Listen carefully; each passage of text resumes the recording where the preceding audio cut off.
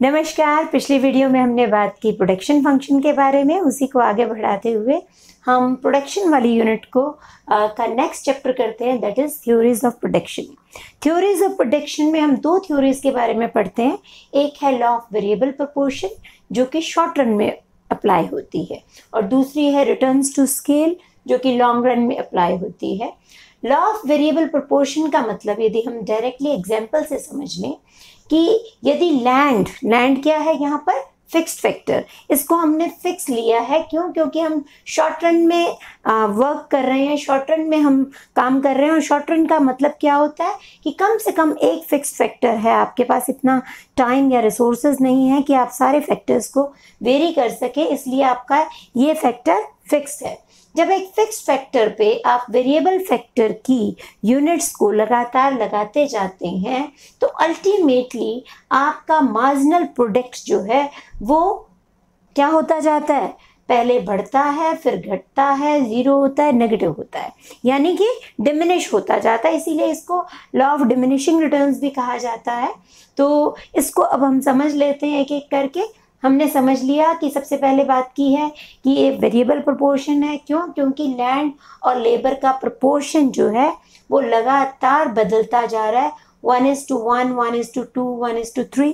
तो ये प्रोपोर्शन जब बदलता हुआ होगा तो हमें जो रिजल्ट मिलेगा वो रिजल्ट जो है वो घटता हुआ होगा पहले के कंपैरिजन में। अब इसको समझने के लिए पहले हम ये समझ लें टीपी, एपी, एमपी। टीपी का मतलब है total production, average production, marginal production.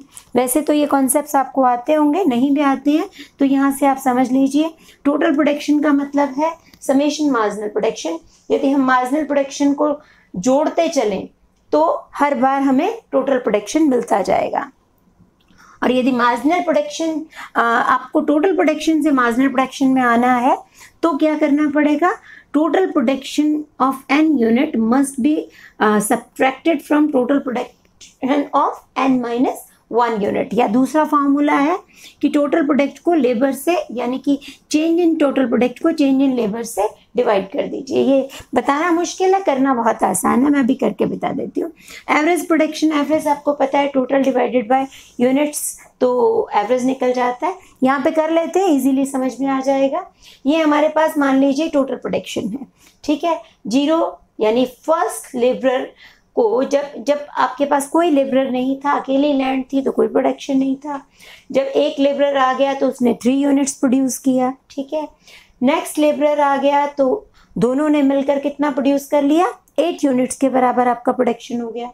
अब हम यदि ये जानना चाहें कि ये दूसरे ने आकर कितना प्रोड्यूस किया, ये सेकंड वाले लेबर का प्रोडक्शन कितना है, तो हमें क्या करना पड़ेगा, फर्स्ट वाले लेबरर की जो प्रोडक्शन है उसको माइनस करना पड़ेगा, यानी 8 माइनस 3, तो ये हमारे पास 5 आ गया।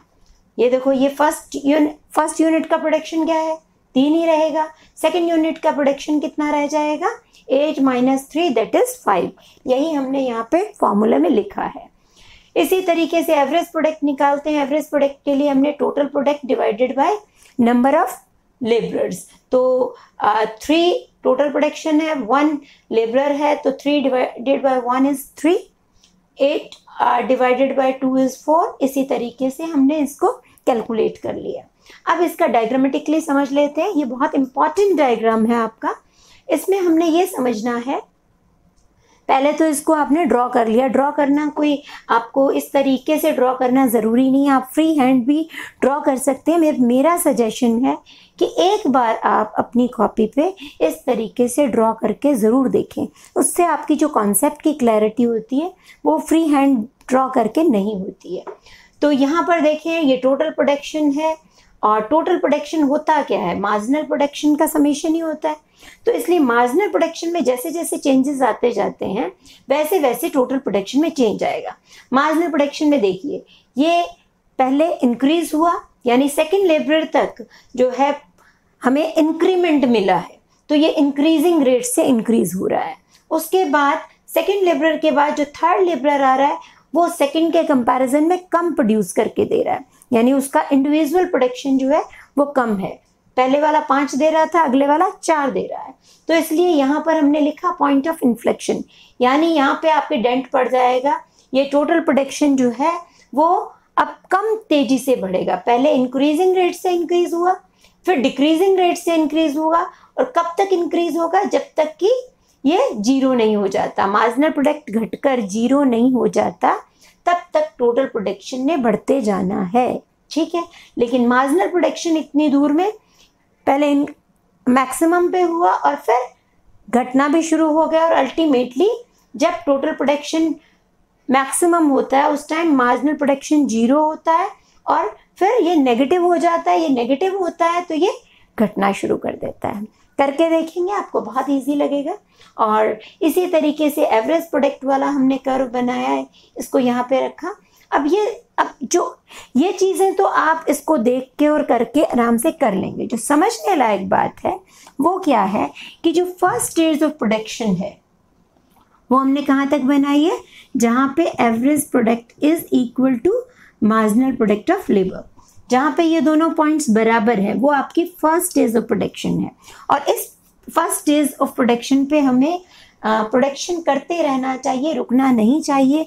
उसका कारण क्या है कि अभी जो फिक्स्ड फैक्टर है, जो आपकी 1 एकड़ लैंड है, वो पूरी तरह इस्तेमाल नहीं हुई होती है, क्योंकि लैंड ज़्यादा है, काम करने वाले लोग उस पर कम है, तो इसलिए उसका कंप्लीट जो उसका पूरा आउटपुट निकलना, ऑप्टिमल आउटपुट है, वो नहीं निकल पा रहा होता है।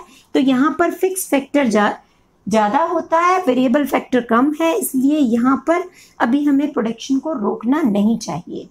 सेकेंड स्टेज, उसको ऑप्टिमल स्टेज भी कहा जाता है, यानी कि सबसे अच्छी स्टेज प्रोडक्शन के लिए। क्यों कहा जाता है? क्योंकि यहाँ पे अभी टोटल प्रोडक्ट हाईएस्ट पे पहुँचने वाला है।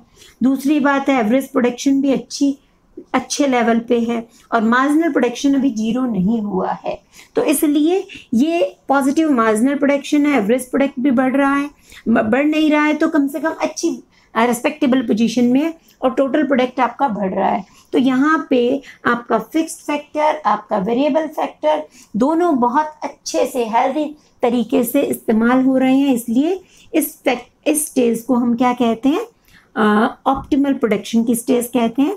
और यहाँ पर ये स्टेज ख़त्म कहाँ होती है, जहाँ मार्जिनल प्रोडक्ट ऑफ लेबर जो है वो आपका जीरो हो जाता है। ठीक है, और टोटल प्रोडक्शन हाईएस्ट पे चला जाता है।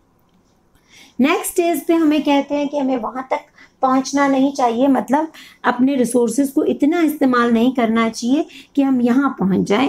यहाँ पे मार्जिनल प्रोडक्ट ऑफ लेबर क्या है, नेगेटिव है, एवरेज प्रोडक्ट बहुत डाउन आ गया, और इवन की टोटल प्रोडक्शन भी कम होने लगा है। उसका कारण क्या?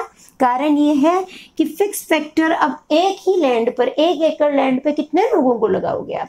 तो एक लेवल वो आएगा जब वो लोग आपस में काम नहीं करेंगे, टाइम पास करेंगे, तो उस पोजीशन में क्या होगा कि आपको ये डिक्लाइनिंग प्रोडक्ट वाली सिचुएशन जो है वो मिलेगी। तो यहाँ तक हमें नहीं पहुँचना है।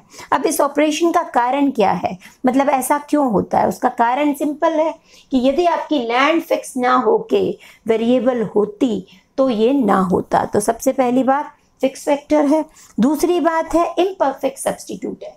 यदि लैंड लेबर को लेबर लैंड की जगह काम कर लेती फिर भी ये समस्या ना आती। क्यों? क्योंकि शुरू में क्या था, आपके पास लेबर कम था, तो आप बढ़ी हुई लैंड से काम ले सकते थे, और एंड में क्या है, आपके पास लेबर ज़्यादा हो गया और लैंड जो है कम रह जाती है, थोड़ी रह जाती है, तो उस टाइम लेबर की जगह पे लैंड की जगह पे लेबर को इस्तेमाल कर लेते। पर एक्चुअल में ऐसा नहीं हो सकता, लिमिटेड सब्स्टिट्यूटेबिलिटी होती है। हम एक फैक्टर को दूसरी फैक्टर की जगह पे इस्तेमाल नहीं कर सकते, इसलिए जो है ये डिमिनिशिंग रिटर्न्स वाला, यानी कि उत्पादन हमें घटता हुआ मिलता है। और लास्ट है फिक्स फैक्टर इनडिविजिबल है, कि फिक्स फैक्टर जो है वो तोड़ा नहीं जा सकता है, वो एक बड़ी यूनिट है, बड़ी इकाई है, तो इस वजह से भी हम इसको मतलब एडजस्ट नहीं कर सकते हैं, इसलिए ये हमें डिमिनिशिंग रिटर्न्स का अल्टीमेटली सामना करना पड़ता है। तो ये आपकी ट्रेडिशनल थ्योरी है, लॉ ऑफ वेरिएबल प्रोपोर्शन, जो कि शॉर्ट रन में इम्प्लीमेंट होती है, thank you so much for watching. Next video में हम जिक्र करेंगे कि इस फिक्स्ड फैक्टर के साथ क्या होता है, पीजी लेवल पे हम बात करेंगे। देखो शॉर्ट रन में क्या है, हमने इस पे बात की है सिर्फ लेबर के बारे में कि लेबर के साथ उसका मार्जिनल प्रोडक्ट, उसका एवरेज प्रोडक्ट, लेकिन लैंड के साथ क्या होता है इस ड्यूरेशन में, उसके बारे में हम नेक्स्ट वीडियो में जिक्र करेंगे। Thank you so much for watching.